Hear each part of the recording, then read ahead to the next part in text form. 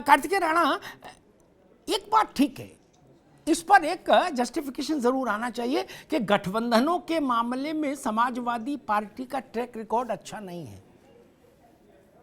पिछले 10 साल को उठा के देखिए, लगभग भाजपा को छोड़कर सभी छोटे बड़े दलों से अलायंस हुआ है, और बहुत दूर कोई नहीं चला। मगर राम राम कह के चुनाव निपटा, चुनाव के बाद फिर धैतेरे की, फिर चुनाव निपटा, फिर धैतेरे की। कार्तिकेय राणा।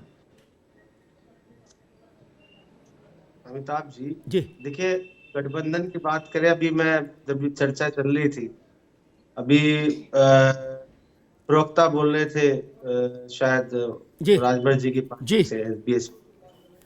देखिए, मैं सबसे पहले तो ये बताना चाहता हूँ कि आप जिस कॉन्टेक्स्ट की यहाँ पे बात हो रही है कि चुनाव से पहले आप कुछ और बोलते हैं, चुनाव के बाद आप कुछ और करते हैं, वो आप राजभर जी की पार्टी से देख लीजिए ना। आप चुनाव से पहले 2022 के चुनाव से पहले ओम प्रकाश राजभर जी भारतीय जनता पार्टी को गाली देते थे, खुलेआम मंच से चुनौती देते थे।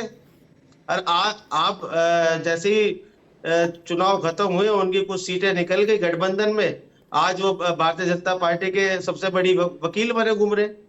तो यह राजनीति है। राजनीति में देखिए सब चीज होती है। आप बिहार में देख लीजिए भाई, जेडीयू ने पहले गठबंधन करा, लालू गठबंधन लंबा चल रही है, बाकी जगहों पे सारे गठबंधन लंबे चलते हैं, अगले चुनाव तक चलते हैं, लेकिन आपके जो गठबंधन है चुनाव खत्म होने के 10 दिन बाद खत्म हो जाता है। चुनाव चाहे कैसा भी हो, तो वो लोकसभा का हो, विधानसभा का हो, 10 दिन बाद जैसे चुनाव खत्म हुआ 10 दिन बाद आपका गठबंधन खत्म हो जाता है। दूसरा मेरा सवाल था कि अगर प्रेसपा साथ में है तो क्या प्रेसपा और सपा दो अलग अलग पार्टियों के रूप में साथ में है, या चाचा जी अपनी पार्टी का विलय करवा लेंगे? क्योंकि रघुराज साक्य जी 7 फरवरी या 8 फरवरी को जो भाजपा में गए थे, वो इसी वजह से गए थे कि उनको टिकट नहीं मिला था। वो सोच रहे थे कि प्रेसपा के टिकट पर मैं चुनाव लड़ूंगा, या सपा के साथ गठबंधन हो गया तो सपा के टिकट पर चुनाव लड़ूंगा। शिवपाल जी को तय करने दीजिए भाई, रुको। अरे एक मिनट भाई, रुकिए, जैनन जी रुकिए, राणा जी रुकिए, मैं एक सवाल अनीता जी से ले लूं।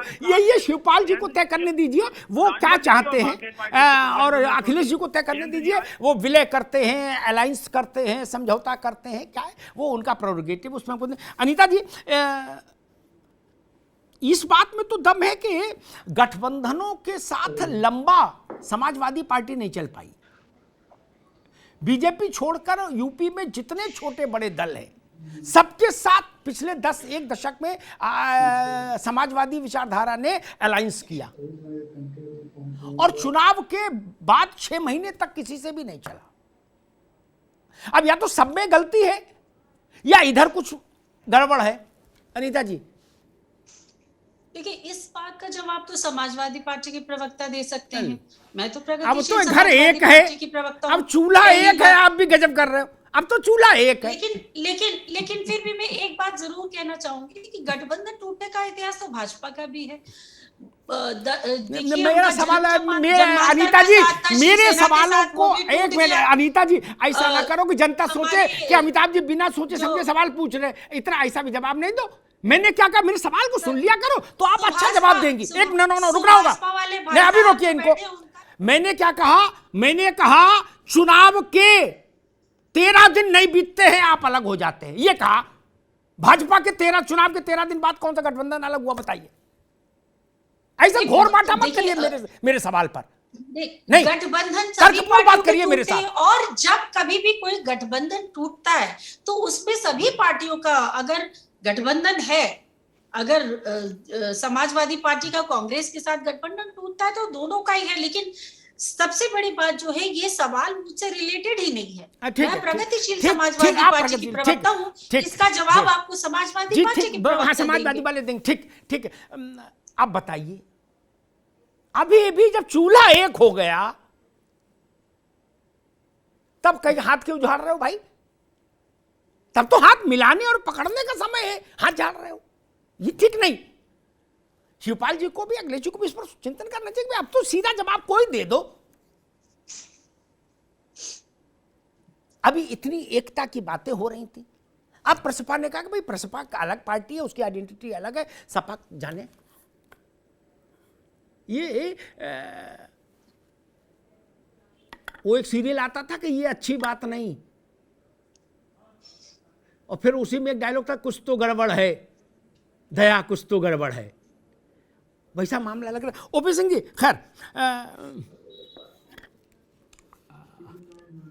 खतौली, रामपुर और मैनपुरी, उसमें खतौली जैसा आपने कहा ठीक बात है, उसका एक तो फ्लेवर भी थोड़ा दूसरे ढंग का है, और वो इतनी हाइप वाली सीट नहीं है इन दो बड़ी सीटों के मुकाबले।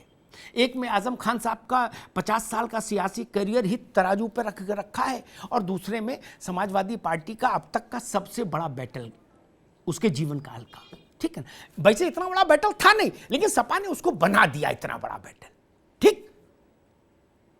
मैं मानता हूं कि मुलायम सिंह जी के नाम पर तेज प्रताप भी खड़े होते तो भी अच्छा चुनाव होता, कोई खड़ा होता। बहुत बड़ी शख्सियत रहे भाई मुलायम सिंह जी। उस इलाके में कोई घर ऐसा है जो उनको नहीं जानता हो, जिससे उनका रिश्ता न रहा हो, किसी को लड़ा देते, हंगामा कम होता, जोखिम कम होता। खैर काट के जी अभी नहीं आ पाएंगे। ओपी सिंह जी, आजमगढ़ और रामपुर में भाजपा ने जो सफलता पाई थी, उसी के बाद से उसका हौसला बढ़ा, और उसको लगा कि हम समाजवादी पार्टी के जो पैतृक घर हैं, गढ़ हैं, उनको तोड़ सकते हैं। अब मैनपुरी और रामपुर, एक में विधानसभा का मसला और एक में लोकसभा का, लेकिन मैनपुरी की स्थिति आपको नहीं लगता कि भाजपा के लिए थोड़ी असहज इसलिए है क्योंकि वहां समाजवादी पार्टी ने वन लाइनर रखा है सामने, ये चुनाव मुलायम सिंह जी को श्रद्धांजलि है। अब इस बात के ऊपर और क्या बात आप कर सकते हैं ओपी सिंह जी, या कोई पार्टी क्या बात कर सकती है इस बात के ऊपर? अवतार जी बिल्कुल सही कहा कि दोनों सीटें समाजवादी पार्टी की, दोनों, एक आजम की वजह से, एक मुलायम सिंह यादव की वजह से। एक प्रकार से आप ये कह सकते हैं कि दोनों गढ़ हैं। अब लास्ट जो आपका डिबेट हो रहा है, 24 घंटा और बचा है, इसी दो गढ़ की बात हो रही है, रामपुर और मैनपुर। इसके पहले भी डिबेट होता था तो गढ़ था दो, आजम का रामपुर और अखिलेश और उनके पिता का आजमगढ़, दोनों गढ़ टूट गया। अब ये अंतिम 7वां फाटक गढ़ का माना जा सकता है। तो मैं ये कहना चाहता हूं कि मैनपुरी विधानसभा भी 2022 का हुआ है, उसमें भारतीय जनता पार्टी को अच्छी सफलता। मैनपुरी वो मैनपुरी जो सैफई कुनबा का विरासत था, और वो रामपुर जो आजम खां की पुश्तैनी थी, देश की आजादी के बाद से 9 बार विधायक, वो रामपुर हार गया। अब आप ये सोचिए कि ये दोनों भारतीय जनता पार्टी कैसे जीत गई, वो भी कई तकनीक बता दें। वो जीत इसलिए गई कि किसी जमाने में तुष्टीकरण और जातिवाद की राजनीति चलती थी। भाई ठाकुर इधर गया, यादव इधर गया, बनिया इधर गया, मुसलमान इधर गया। आज भी जब चुनाव होता है तो हम उसी गणित को जोड़ते हैं। तो साहब रामपुर में जब आजम खान ने जोड़ा तो मन से कहा कि हम तो 52% यहाँ है, हमको जीतना ही। उसके बाद अखिलेश यादव ने कहा कि अगर यादव और मुसलमान में मिला दिया जाए तो अकेले आजमगढ़ में 54% हम। तो साहब मेरे जाने की क्या जरूरत है, मैं तो घर बैठे एसी में जीत सकता हूं।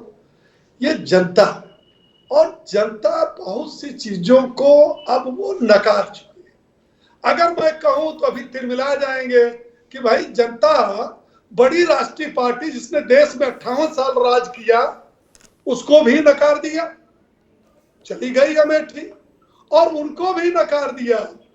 जो एक कहते हैं कि भारतीय जनता पार्टी के बाद दूसरे नंबर की पार्टी है। मैं बड़ा ताजुब करता हूं कि 2024 चुनाव की जो है डिबेट होता है तो भैया 80 में 10 वाला दूसरे नंबर का है कि 3 वाला दूसरे नंबर का, यह भी एक प्रश्न है। नावत सिको जी, हम 10 सांसद वाला दूसरे नंबर का माना जाएगा कि 3 वाला माना जाएगा? और देखिए 14-17 के बाद अमिताभ जी एक ऐसा हमको उदाहरण बताइए जिसको भारतीय जनता पार्टी ने चुनौती के रूप में स्वीकार न किया हो और सबके किला और गढ़ को और विरासत को तोड़ा न हो। मैनपुरी का चुनाव 8 दिसंबर को दिन में 12 से 1 बजे के बीच में अगर डिबेट होगी तो ये तो कहना हमारी मजबूरी है। बसपा कहेगी हम जीतेंगे, कांग्रेस और बसपा नहीं तो कहते कि हम ही जीत रहे हैं, भाजपा और ये तो दूसरे नंबर के लिए लड़ रहे हैं, बी टीम है। आप देखिएगा तीनों चुनाव भारतीय जनता पार्टी जीतेगी। क्यों? क्योंकि उसका दो जो है, सबका साथ सबका विकास वाला जो नारा है, और विकास बिना भेदभाव का। आप बताइए रफ्तार जी, आप पुराने एंकर हैं, पुराने पत्रकार, जितनी सरकारें बनी उन्होंने क्या किया?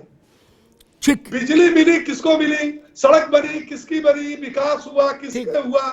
अच्छा, तुष्टिकरण की राजनीति में पैसा बांटा गया तो कहां बांटा गया?